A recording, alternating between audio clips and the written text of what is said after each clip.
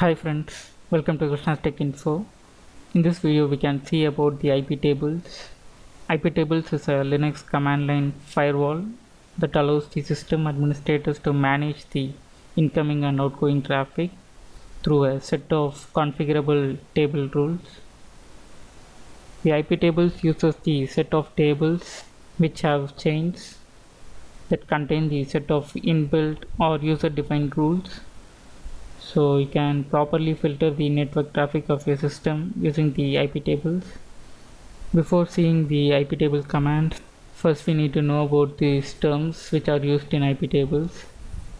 So the first is the table. The table is the name for the set of chains. So a chain is a collection of rules that we are going to write to block or allow the connections from the remote machines. The rule is the condition which is used to match the packet, and target is the action which is taken when a possible rule matches it. So the examples of the target are accept, drop, queue, and the last is the policy, which is the default action which is taken in case of the match with the built-in chains, and it can be accept or drop or reject. Next we can see about the tables. The filter table is the default table which contains the built-in chains. First is the input chain, which is the package destined for local circuits, and the forward chain, which is the packets routed through the system. Output is the packets which are generated locally. And next is the NAT table. NAT table is consulted when a packet tries to create a new connection. And the NAT table contains the chains like pre-routing, output, and post-routing. The pre-routing is used for altering the packet as soon as it is received. The output is used for altering the locally generated packets. The post-routing is used for altering the packets as they are about to go out. And last is the mangle table, which is used for packet altering. So until kernel version 2.4, this table has only 2 chains, but now there are 5 chains. The chains are pre-routing, output, input, post-routing, and forward, which we already saw how it works. So now we can see the examples for IP tables now. For listing out the IP tables rules, we can use the command iptables -L -small n -small v. This will give you the list of IP tables rules that are in the system now. To flush the rules in the IP tables, you can use the iptables -f command to flush all the rules, that is to clear all the rules. Now we can see no rules is present in the IP tables now. I'm going to use 2 machines. This is my source machine which has the IP 1.26. I'm going to use another remote machine which has IP 1.25. Now we can see how to block a specific IP address in the IP table firewall. So before that, I'm going to just ping this remote IP from this source machine which has the IP 1.25. Now we can see we are getting the packets from the remote machine. Now I'm going to add the IP address to block in this IP table firewall. So I'm going to give the command as iptables -a, which is used for append input, which is used to block the incoming connection, and -s is for the source IP.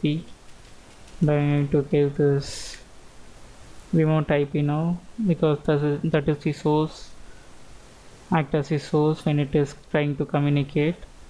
So I'm going to give the remote IP address 1.25 and -j drop. Now I added this rule. Now we can check the rule now. Now we can see it is added now. Now you can see we have tried to ping this server. It is blocked now. Now we can try this from the remote machine to try to connect this source machine. I'm going to ping that source machine, which is 1.26. Now we can see the connection is blocked. To unblock this IP address, we can use the command iptables -d input -s, and now we need to add this IP address 1.25 -j drop. Now give enter. Now I'm going to try this ping command. Now we can see it is enabled now, and I'm going to try this from the remote machine. Now we can see it is working now. Now we can see how to block a specific port on the iptables firewall. So I'm going to block the port 22 in this. So we can use the command iptables -a to block the outgoing connection on the specific port. I'm going to give this. So I'm going to use the output. So the outgoing connection from this source machine will be blocked for this port -p TCP -d port 22 -j drop. Before running this command, I'm going to take the SSH of the remote machine 1.26 1.25. Now you can see the remote machine is accessed using the SSH. Now I'm going to log out this connection, and I'm going to add this rule now. Now the rule is added. Now I'm going to try to connect through SSH of the remote machine. Now you can see the connection is blocked now. In this way you can block your port connectivity from the remote machine. To allow the multiple ports at once, you can use the multi-port option. The command is iptables -a input or output based on your incoming or outgoing connection, and -p TCP -m multi-port -d port for destination ports. If you're going to give the source, you can use the -s ports for source. After specifying the source or destination ports, you can mention the port numbers, and -j for jump to target, and give accept or reject based on your configuration. Next we can see how to allow the specific network range on the particular port on iptables. The command is iptables -a output -p TCP -d. You can mention the range now 192.168.1.0/24 -d port 22 -j accept.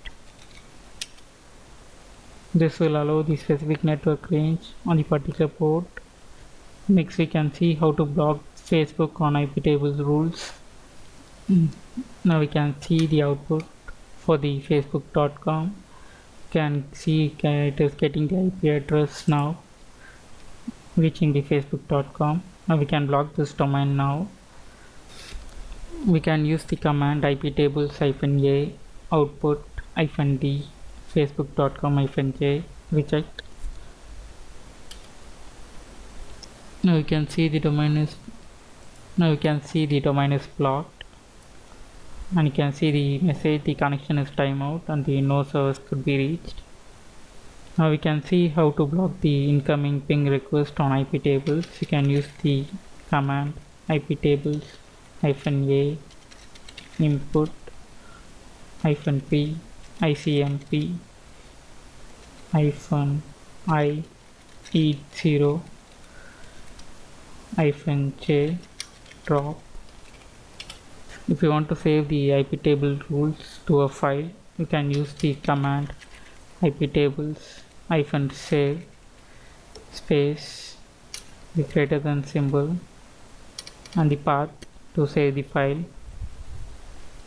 I'm going to save it in root, the name iptables.rules, and now we can see the file. Now we can see the rules that we added now is added to this. Now it is saved to this file, so you can use this file to restore the rules. To restore the rules, you can use the iptables restore command, iptables restore lesser than symbol and the file name which you have saved. You can use this command to restore the rules. And if you want to block the connection on a network interface, you can use the command iptables -a input -i the interface name, that is E0, the source IP -j drop. So the connection from this IP to this Ethernet port will be blocked. Last command we are going to see is to disable the outgoing mails through iptables. You can use the command iptables -a output -b TCP -d ports 25, 465, 587 -j reject. This will block the outgoing mails through the system. In this video we saw about IP tables with some examples. Thanks for watching this video. Post your comments and suggestions. Please share and subscribe to my channel. Press the bell button to get instant notifications on my videos. You can follow me on this Instagram ID and Facebook page. For any queries, you can reach me on this Skype ID.